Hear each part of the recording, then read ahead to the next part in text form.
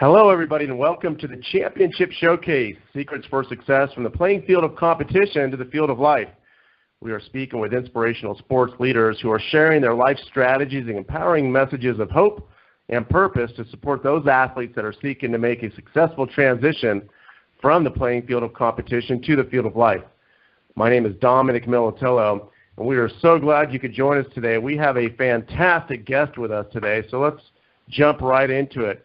Today we're speaking with Matt Belair, mental strength coach, trainer, and creator of ZenAthlete.com. Some of Matt's life experiences include training with the 34th generation Kung Fu masters in China, studying meditation with the Buddhist monks in Nepal, training with pro MMA athletes in Thailand, successfully consulting several multi-million-dollar businesses, and he has worked with Michael Osier, author of Law of Attraction. Since he was 5 years old, Matt was captivated by the power of the mind, and as he got older, his interest turned into an obsession. He now dedicates his life to passing on to others the skills and the knowledge he has gained over the years. Matt believes in seeing the possibilities in someone's life and then helping them reach their true potential. His core message is having belief in yourself, love for yourself and others, and always choosing the best perspective and feeling in each situation so you can become the greatest athlete and person possible. Guys, you can see why we're so thrilled to have Matt with us today. Matt, welcome to the Championship Showcase. Hey, thanks so much for having me. Well, we know you're very busy, and we really appreciate you taking some time from your busy schedule to speak with us today. For those people out there who may not be as familiar with you as we are, Matt, can you tell us a little bit about your background and your story? Yeah, absolutely. Well, the intro was pretty accurate. For me, I grew up loving Bruce Lee and martial arts, and I can remember being a kid outside and punching wood trying to break it, having bloody hands, and my dad explaining to me the difference between soft wood and hardwood. And I was just always curious about how, the martial arts were doing these impossible things. And as I got older, I never let that go. So I always wanted to know what I was capable of, and I wanted to know what humans were capable of. And I always thought that if somebody else can do it, then I can do it too. So I kind of spent my life, and I was an athlete in usually skateboarding and martial arts, and always self-disciplines. I played a bit of hockey, but it was mostly, skateboarding, snowboarding, things like that, where it's only you and there's no team. So you're the deciding factor on how good you're going to get. And the other big difference is there's a big fear element to those sports where it's a little bit less in a traditional sport. So all of that has kind of helped me grow as an athlete and grow as a person and learn a lot of lessons that I think are extremely valuable to anybody in sport. Well, tell us a little about your career successes as an athlete growing up, and what were some of the things that you really gained from the competition aspect of being an athlete?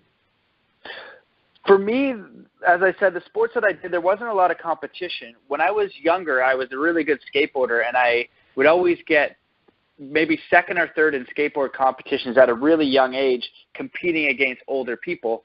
The difference between the skateboard, extreme sport, action culture, and a little bit in martial arts too, where it's less about competition. So now with MMA and boxing, it's at the highest level, it is about competition, but really the essence of it is self-expression, self-development. That's what Bruce Lee was always talking about, is martial arts in your life should be an expression of yourself, regardless of whether you're placing 4th, 2nd, 3rd, 10th, whatever. You're doing the best that you can do.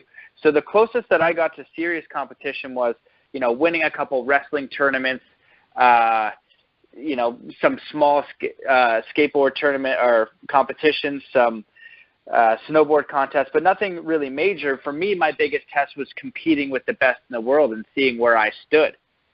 And yeah, so competition and sport wasn't a major decider for me in the path that I took, but it was always there.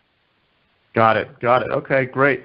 Well, and you've traveled the world, as we talked about in your intro, and you've trained with some incredible people in incredible parts of the world. What have you learned through your travels, maybe the most important lesson on your journey? It's a very good question. It depends on which space, because I definitely learned a lot. One of the most interesting things that I wanted to do was train with the Shaolin monks, and I had just trained 6 weeks with professional MMA fighters, and that's where I was testing myself. So when we're talking about competition, I have a choice. I can go and compete in amateur boxing and see how I can do and rise up the ranks. But for me, I want to see, how I compete with the best in the world, and it's one expression of what I want to do. So if I focus completely on martial arts, I don't get to have the joy of snowboarding or the joy of skateboarding. So I really, for me, like to experience all of the sports and all of the things, and I don't worry so much about how I place, but I try to put myself in the best environment, which allows me to grow because I surround myself with the best in the world. So with the MMA fighters, some of them were ranked worldwide and were amazing fighters, but when I went to the Shaolin Academy, there was a guy there that could break granite with 2 fingers, and then he could also break a thicker slab over his head. And when you see this on video and things like that, it's one thing, but to see it in person is another. And I had a chance to interview him, and the biggest thing that I learned is doing the extraordinary couldn't be any more ordinary. So I asked him how the heck he could break the granite with 2 fingers. And he basically started slamming his finger down on the desk really, really hard and just said, 5 years, and I have to get the interview, I can't remember, but it was a long time, and he had been doing Qigong his whole life, energy work, so it was conditioning the mind and conditioning the body, and outside the academy, there are dents in trees from them conditioning their fingers daily. So from a simple process with years of repetition and knowing that it's possible, so the belief and then the hard work allows you to do something where the Western culture thinks it's never possible, it couldn't be done. But what kind of person in the Western world is going to be sitting in meditation every day and then slamming their finger against a tree so that eventually they can break solid objects? It doesn't make a lot of sense. But through that dedication, I realized, holy smokes, if you just had that kind of narrow-mindedness to any kind of goal, whether it's business or sport or anything else, you would achieve such a great deal of success. The one expression is, if you shoot for the moon, you'll land among the stars. And that's kind of, if you had that dedication and that single-mindedness of something that was super inspiring to you, not for something that you think you want, something that you really want to grow towards, it's going to be a benefit to you in the future, and you're really going to enjoy the growing process. Right. I really relate to what you're saying. I think on your website you have a picture of, it looks like a Buddhist monk doing a handstand on his 2 index fingers. Is that something you experienced, or is that where did that picture come from? That picture I tried to source. I wanted to put it in the Zen Athlete book, but I can't find who actually took the picture. So that one wasn't from me, okay. But I did see them do some amazing things. And to them, it's all normal, right? They're elite athletes, and they're not doing it really for anything. They're just doing it for themselves. So I watched one of the masters smash a brick like nothing, and for me, I'd been training a long time, and I've done a lot of mental work. So when I went up to it, I was like, I'm going to smash this brick, and I was super confident and went through my whole thing, and I'm way stronger than he was, right. And didn't even come close. He just hit it 3 times, and his brick just became dust. I was like, what is going on? And I said, they don't even speak English, right? We have a translator. So I kind of had to motion for him to come over. And I was like, let me see your hands. Let me see your hands. That's what I wanted to see. And his hands were like these meat patties, from whacking a tree. And that was part of our conditioning. We had the traditional conditioning. So I was outside, a few times a week punching a tree. And if you don't punch it hard enough, they just want you to go as what you're capable of. They want you to exceed your expectations, and that's what they were amazing at, is pushing me farther than I thought I could go, and that's their culture, and that's why they can do these things that we perceive as superhuman or impossible. Right. So it sounds like you had some incredible experiences. You gained a lot of knowledge. And as we talked about in your intro, you're dedicated now to passing that information on to others. When you work with athletes that are trying to get to that next level, that come to you and say, listen, I want to get to the next level, take us through the process of what, how do you start with an athlete like that, and what's your process? It's always an interview at first. So I figure out what is their next level. What are they trying to achieve? What is really going to fulfill them? And then once I know that, I elicit their belief systems. How much do they believe that they can achieve that? And then we look at the practical. What are you doing for training? What kind of environment are you in? And then we start to get into really getting core to their belief systems, but then creating a strategy for moving forward to create the most powerful perspective in each and every situation every day so that they can move forward, and as well as coupling a strict visualization practice, because it is by far the most effective thing that you can do to improve your sport beyond anything else. There's so many studies and research out there that shows when you consistently visualize, even more than actually practicing the sport, you will either exceed or be at the exact same bar without even completing and just going through the visualization in your mind, which is imperative for extreme sports, because if I want to learn a double backflip or a triple backflip and it goes wrong, I could end up in the hospital and, there goes my season, there goes my career, whatever. Where a traditional sport, you have a little bit more leeway. You're probably going to be fine. So in the sports that I mostly deal with, and which is why I created Zen Athlete, was for extreme sports, action sports, where there is no messing around. If you mess up, it's you, and you're really going to be hurting. And it does translate to traditional sport, but it has that extra level of intensity, and you really have to be on. So, so visualization practice is absolutely imperative. There was a snowboarder recently that landed the first quadruple cork, 1440, and in the short interview he had, he said, and he landed it first try, and he said, I visualized it in my mind so many times. It's amazing to land it first try. Wow, amazing. So visualization is a big part of that, and you hear about all the great athletes talking about visualization. When you work with athletes, tell us a little bit about some of the common traits or the common factors between those that can apply the tools and those that struggle with applying the tools that you're teaching them. There's a few things. The first is recognizing your perspective. So athletes that naturally thrive just make the decision to be the best, just make the decision to land the trick, just make the decision to do whatever it takes to grow. So when they experience adversity, they don't see it as a problem. They see, how am I going to overcome this? Where, another athlete might see it in another way and not have the same result. You must have the most powerful perspective in all situations. A great example is when Bruce Lee broke his back, he was in a hospital bed, and rather than, the doctor said, you're not going to be able to kick again, walking's going to be tough, and he didn't accept any of that, and he's like, no, I'm going to come back. And then he spent his time reading everything that he could about martial arts. He learned so much in that time in the hospital bed. He came out a much more well-rounded, much more educated martial artist and became the greatest martial artist of all time, because he used that experience to grow rather than say, I'm done with martial arts, I'm never going to kick again, and it's all over. Right, exactly. And to have that kind of mindset, are you finding that's common in athletes that maybe have injuries or struggle in the midst of their career to make those comebacks, or do you see some athletes saying, well, that's it, and I got to move on to something else? When I first started doing this, and I was working with really high-level athletes in professional sports at the highest level, what really shocked me was two things.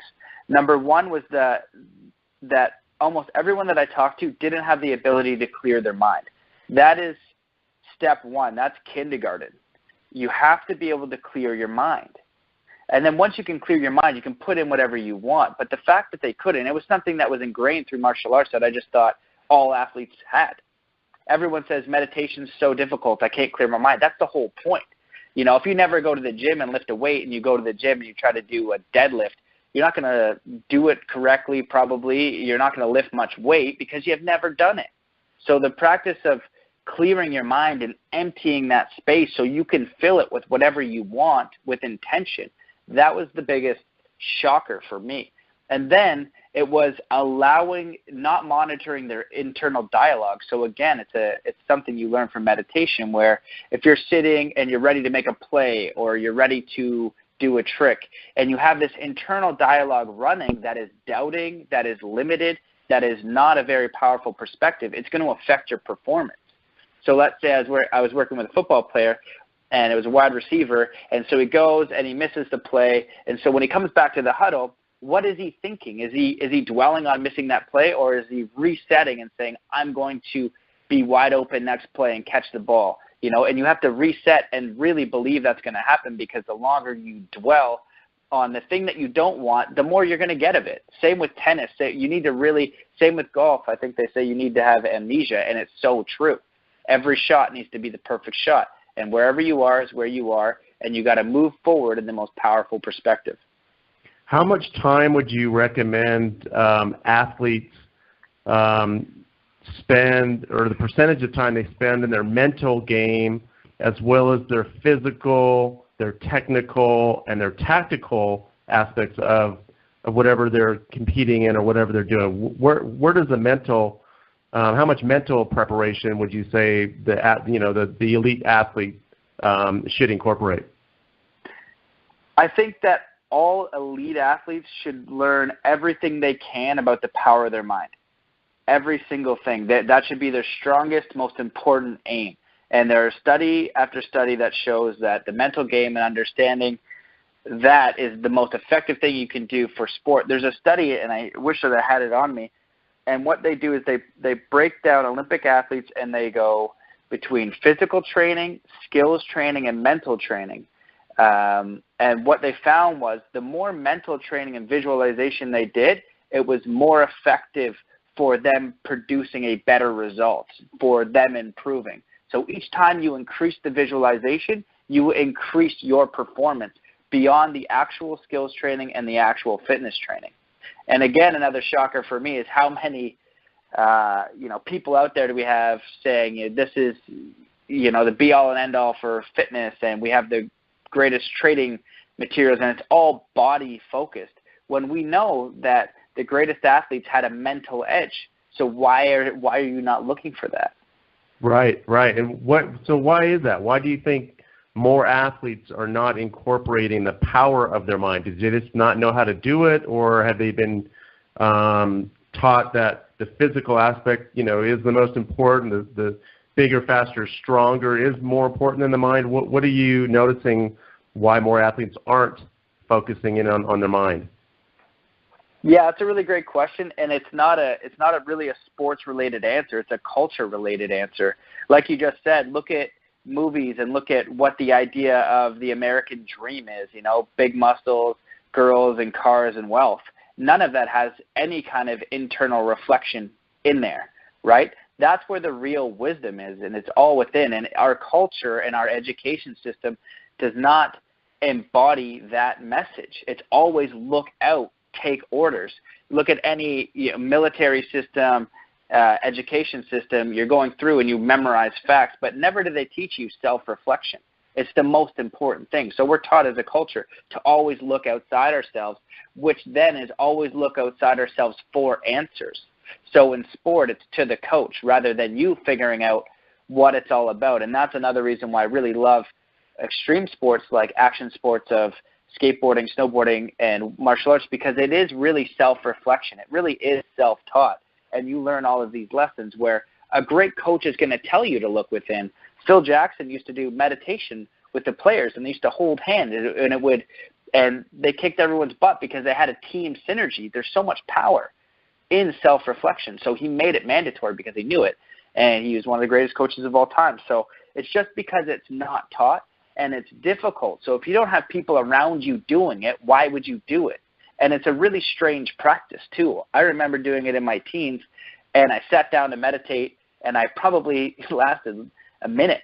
And I was like, what am I doing? And I got up, but I kept, for whatever reason, kept with the practice. And when I finally was able to do it, then I understood, right? I did it through martial arts here and there, but as you go through waves growing, right, as a kid to a teen to an adult. So you're going through waves, and it's much harder as a teen to do. And it's just a very weird practice where you don't see the benefit. It's not like lifting the weight and you know that you feel something, right? Right. So right. It's a bit different for people to understand. But once you break that barrier, you actually break into the infinite possibility of your life and your ability in sport. It's amazing. The stuff the space you're working in is absolutely amazing. And what comes to mind is self-accountability and belief systems. So when you're talking about progressing and going within, talk a little bit about what it means to have accountability from within and how your belief systems play a role in that. Yeah, it's another great question. The interesting thing for me doing this program is when I created it, I felt like I couldn't understand why it wasn't out there. I kind of feel like it is behind the times, and what I'm discovering is I need to catch people up to grade 1, Like you don't look within, you don't naturally do that. You don't visualize your tricks, you don't know how, you can't clear your mind. So the accountability thing, and this is the thing, the real core of the program, is to transcend the sport. So if you're LeBron James, you got to be completely whole and perfect and harmonious without sport.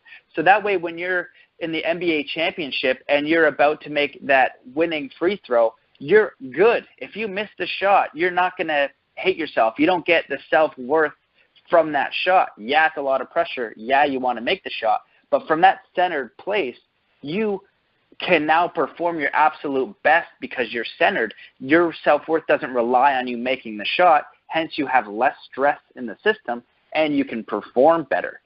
So the real thing about accountability, and this gets into a bit of the deeper Zen stuff, which I try to keep surface because my friends know I'm a quite out there dude. I spent some time with Dr. Joe Dispenza, and he went into neuroscience and quantum physics and all the stuff that I've experienced with meditation and popping out of my body and becoming one with all things and really, really getting to out there stuff. But it's the core stuff. It's the in there stuff. And the in there stuff is you have to take responsibility for every single thing in your experience. It's no one's fault that anything's happening. You're creating contrast and an external environment from your reflection within. It is nobody's fault. If you get a catalyst, if you have an experience, how do you respond to that experience? It's your opportunity to grow. It has nothing to do with them. One of the things, one example, an easy one is, when I teach martial arts to people and they realize I'm half decent at it, I get my butt kicked by an MMA guy, but for your average Joe, I'm pretty decent. So they're like, do you ever get in a fight? I'm like, no, why the heck would that happen? Well, I don't know. You're at the bar and somebody gets mad at you and they're inappropriate. Yeah, but when I treat that person with love and respect and there's nothing in me that wants to fight them, why the heck would the fight happen? And I never create that situation because it's nothing that I'm putting out. My external environment is directly a reflection of me, and I take 100% accountability for every single thing that happens. Right. Amazing stuff, Matt. We're speaking with Matt Belair, creator of ZenAthlete.com. We're glad you can join us today. Matt, one thing that the main purpose for having you on today and having all our speakers on the summit is to work and share life strategies and messages for those athletes that have struggled going from the field of competition into the real world. And with that, as you probably are aware and in your work have seen, there's a lot of ego that's involved, right? The belief system that helped an athlete get to the highest level or get to an elite level as an athlete, some of those things may transfer into the real world, but there's a lot of things that don't transfer like you're talking about. What could you offer, what could you suggest in the work that you're doing and those athletes that are listening right now that are struggling making the transition into the civilian world? What could you offer, or how could you apply what you're doing right now to that group of those athletes that are listening that are saying, okay, that sounds all great, I should have maybe done more of that as an athlete, but now I'm transitioning. What could you tell me, and how can I be more successful in that transition? The first thing would be to start looking within. You are where you are right now. And everybody has a unique experience on this planet as a human. So if you had an opportunity to be an athlete and perform at the highest level, you can look at that with love and gratitude. And you can look at it, how are these skills going to help me in the future? The thing is about sport, and even like say success or fame or whatever, is you realize once you achieve it that unless you're trying to get it because you generally desire it and it really fulfills you, when it's gone, you now have this big hole. Jim Carrey said, I wish that everybody could be rich and famous so that they would know that that's not the answer. So now it's an opportunity for you to really look within and find out what fulfills you. What makes you happy? Only you can decide that. And it's not the money, and it's not the cars, and it's not the houses, and it's not the girls. It never was. But people told you it was, and you bought that. So now you have to sit, and there's no quick and easy answer. There's no, you come to Matt and I fix you. Heck no. It's a process. I guide you, and I steer you right back to looking within with some good quality questions. So, what would I do if I couldn't fail? What really inspires me? What are my deep core interests? What would I do if I could do anything? And it's never an answer of, I would be on a remote island with gold. That's a stupid answer. If you congruently want that would be really, I doubt that would ever happen. It's about service. But yeah. That's a very ego answer, If you have a huge mansion and 20 Bentleys and you're by yourself and everybody hates you, that's not ideal. That sounds depressing. I would rather be in an average income home surrounded by beautiful people snowboarding or skateboarding that have similar interests. So another way to put it, Alan Watts has a really great talk about people going through the education system, and then you come out of the education system, and then you go to university. Then once you're done university, you get a job, and then you get a raise, blah, blah, blah, and you get the house. And then somewhere along the line, you're like, what the heck? The midlife crisis comes because you realize it was all a lie. What the heck were you doing? So if you want to find a job, he's like, go do what you would do for free first. Go do what you would love first, and then let the money find you. Don't make that your end goal. Right. Let me ask you, I'm curious about this because, the information you're providing is fantastic. And this question may be a little difficult, may fit in with what you're doing or not, but how do you how would you work with somebody maybe who has some addiction issues, right, with maybe alcohol, drugs, gambling, those kind of things? So an athlete, comes off the field, he's, like you say, he's got some money, he's put that into some negative, destructive activities, but he's having a hard time getting away from that. Does your work with people that maybe have some sort of addiction problems and to help them cope or deal with that? Absolutely. Yeah, absolutely, 100%. My understanding of addiction is a lot deeper since going to Dr. Joe Dispenza's intensive workshop, and I'm excited to work with him a little bit more because he, to me, is like a yogi in a cave that is a neuroscientist, quantum physicist. So he understands, the infinite realization of the one truth and all that beautiful stuff, which I have experienced through meditation. When they say we are all one, I've had it a few times where I've meditated, I've popped out of my body, I was all one. It's a crazy experience. I can't give it to anybody else, but I had it, and I know that it's real, and I want you to have it. So you got to find that for you in your own way. So when somebody is addicted to something, they're always looking out, and what's happening is they're looking for some sort of chemical rush that happens in their mind.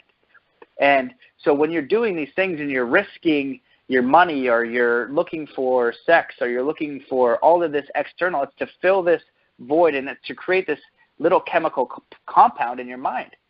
So again, it's a process of looking within and checking off, because this is going to be a very personal thing for each person, you know what I mean? So if I work with them, it's going to be getting deep with them, and I can uncover it, and I can show them the mirror and say, hey, look at this, and I can give them stuff that they can go through, but they're going to have to make the walk. They're going to have to, one, want to get rid of that addiction and recognize it, and then two, once they see the tools to do the work. Now, there's two really powerful medicines out there, and they are psychedelics. But if you watch DMT, the spirit molecule, or you are familiar with iboga or ayahuasca, iboga has been known to cure people of serious addictions with no, I keep forgetting what it's called. What happens if you're addicted to meth and you have the shakes or something like that after, or what is that? Yeah. Withdrawal. Serious withdrawal. And it's a root. And all it is a natural root, and people are getting cured with one session with no withdrawal. And there's nothing else in the world that does that. Wow, and what is amazing. medicine? If we were in a culture, right, and we were, we didn't have the modern medicine and we didn't have all of the external crap that we have like Las Vegas, what would we be doing? We'd have a medicine man that went out in the forest and got you 2 plants and then said, here, put this on your cut, put this here, right? So these 2 plants, ayahuasca and iboga, are consciousness medicine.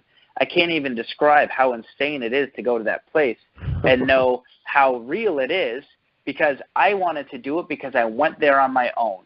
Because when people described to me what ayahuasca was, I said I had been there, and I went there through meditation. And then when I did ayahuasca, I was like, son of a gun, you didn't even have to meditate. I do all these work that I did on Zen and enlightenment and, discovering the mind. I was like, this is like a cheat code. Not fair. But as I realized, as I worked with the medicine and spoke with people, that the work that I had done allowed me to deepen my experience and my understanding.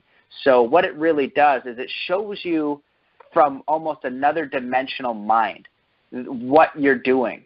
And it's really, really powerful truth. So it's almost like a 4D. You're looking at it from a 3D and you get it from 4D. Einstein said the same mind that created the problem cannot find the solution.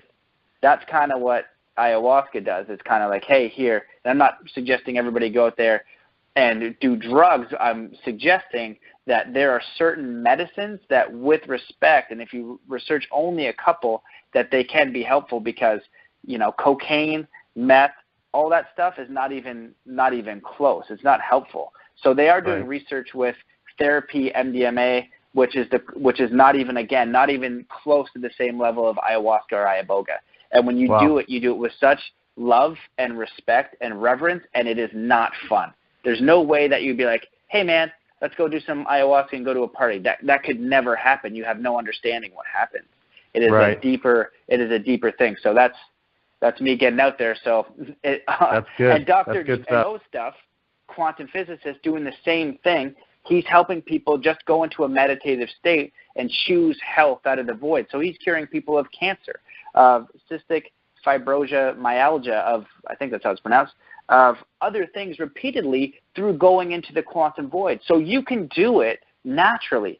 I can have an ayahuasca DMT experience through yogic breathing. It's the exact same experience. So you can do it through meditation. You can do it through yogic breathing. You can do it by producing it through the body. The problem is everybody in society wants a quick fix, so they're not willing to put in that work. Exactly.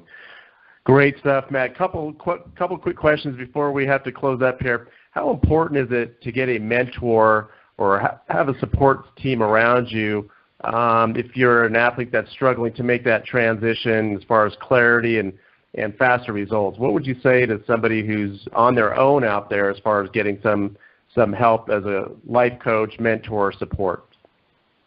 Absolutely, yeah. Build a team. Absolutely build a team. And how you do that is you figure out what is your ideal team. Never, ever look outside of you for the answer, ever. You are always the answer to all of your problems every single time. And you want to surround yourself with empowering, uplifting, positive people. So how you do that is you figure out who are the people that can help me, who can help me grow in this transition, who can I have around me that, is whatever I want, loving, inspiring, educational, business-minded, of service to the planet, whatever the case may be. You got to come up with that list. Once you come up with that list, you just sit there in faith and project it outwards. Say, this is what I want. This is what how I want to grow. But most people have a fundamental misalignment. So with Law of Attraction and Michael Lozier's teachings, it's a very good book. There's a lot of people who teach Law of Attraction, and it's a real law. It really works. What you think about and you talk about, you get more of. That's just the way it goes. But when you're talking about the Law of Attraction, you miss that fundamental part. What do you want and why? What is the why? Why do you want money? You want money because you want freedom. Why do you want to, get this? Is to fill this hole within you. So fill that hole and figure out what fulfills you. Do good work. Do work that inspires you. Stop looking out for yourself and look out for others, because when you find yourself, all you want to do is serve others. and each individual is unique in their own way.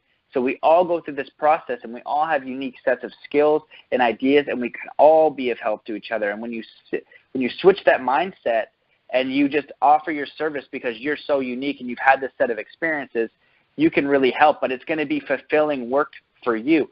So whether you support yourself and make a little bit of money or a lot of money, most of the time, if you come from a place of passion, it's your best way to make a lot of money. But when you get to that point, the money isn't the goal. It's just a nice benefit. It's like an add-on. It's icing to the cake. You know what I mean? Right. Absolutely. Absolutely. Terrific stuff. One last question, double question. What do you see your role as a leader, and what is your legacy that you want to leave for others? It's a good question. Honestly, I've thought about this question. All I want to be remembered as is just loving and kind, and just try to help people in the best way that I can. You know, I don't know everything. I know some stuff, but all I want to remember is when you meet me, I was with you, and I showed you love and kindness and compassion, and that is it. And if my work can help you in trying to do the Zen athlete thing and whatever I'm doing, that's awesome. And I'm privileged to have helped, you know. But I think everybody is infinitely powerful. So, you know, we're all the exact same. We're all that powerful, and I just want everyone else to recognize their own power.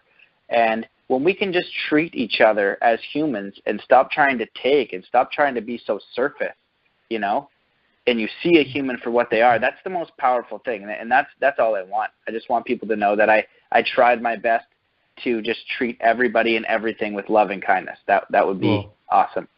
That's great stuff. And we've been speaking with Matt Belair. Visualize, decide, clear your mind, go within, know your why, and recognize your power. Folks, I hope you've enjoyed our conversation with the incredible Matt Belair. I know I have. You've been listening to the Championship Showcase, Secrets for Success from the Playing Field of Competition to the Field of Life. We want to thank Matt Belair for joining us, and we encourage those of you who feel you might need some assistance through your career transition, please get the necessary help you need to go and live a very productive and happy life. You have purpose and you have value. Matt, any last comments before we sign off?